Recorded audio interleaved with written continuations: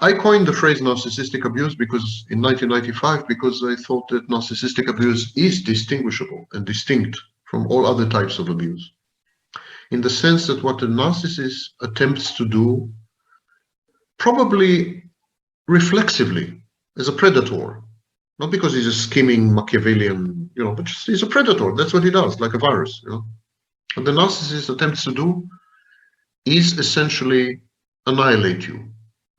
Annihilate you because as an independent external object, you threaten too many things.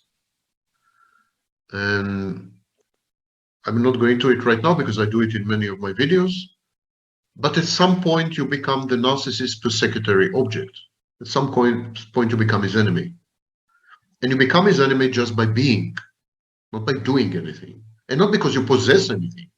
And not because of who you are, but just because you are. And that is the distinction between narcissistic abuse and all other forms of abuse.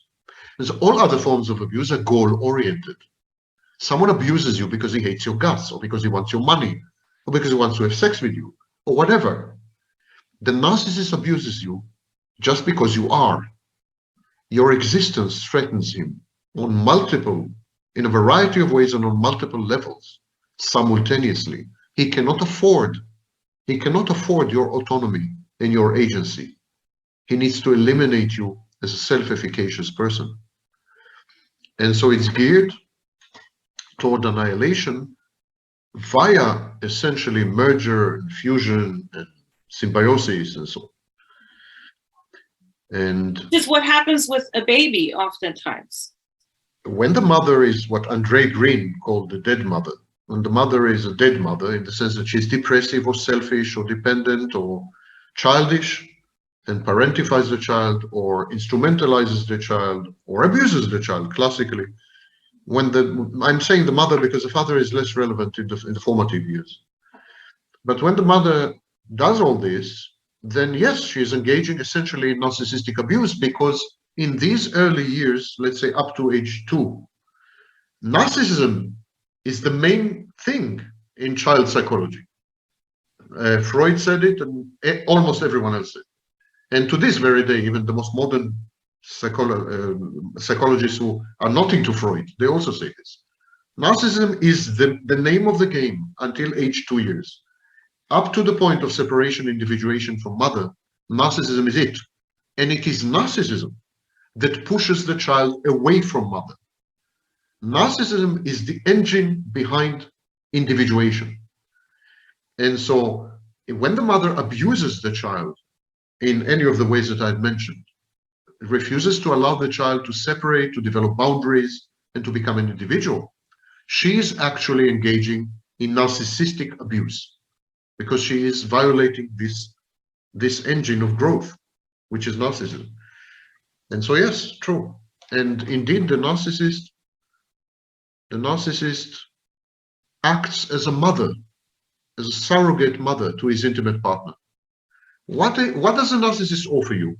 In the love bombing and grooming phase, the narcissist is offering you unconditional love. He's saying, I'm going to love you for who you are. I'm going to love you unconditionally. That's a maternal message. He's acting as your mother, or as your mother should have acted. He's acting as the good enough mother, the Winnicottian good enough mother.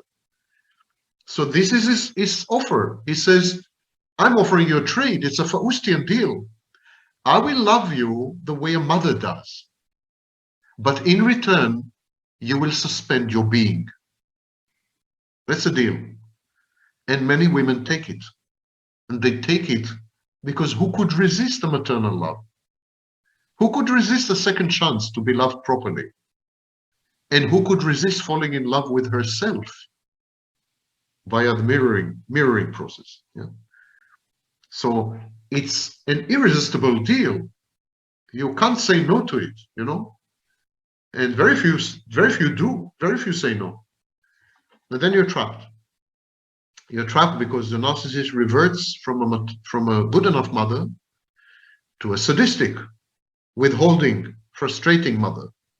And here we have the work of the likes of Guntrip, who went in depth into these issues of frustrating and withholding mothers.